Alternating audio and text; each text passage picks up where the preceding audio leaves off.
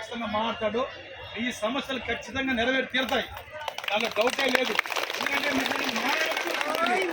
న్యాయమైన కోరికలు మీది, న్యాయమైన కోరికలు. మీరు మనం ఇలా కూర్చున్నామని చెత్తగలవాలనుకుంటే 4 రోజులు ఉంటాం, 5 రోజులు ఉంటాం.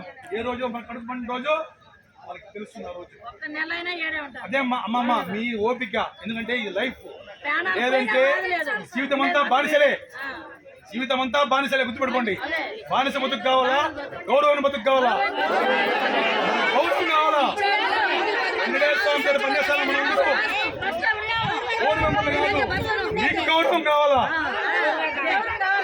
అవునా కదమ్మా? సులభ కాంపిటీషన్ ఇష్టాలు పడేసేది అదే అమ్మా. శాలరీ కదమ్మా, ముందు మీ కాడుకు విలువ లేదు, మీ కాడుకు విలువ లేదు.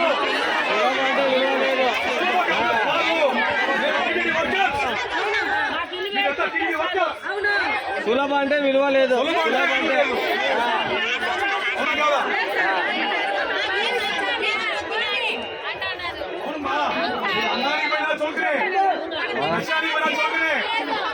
ఉన్న మీటింగ్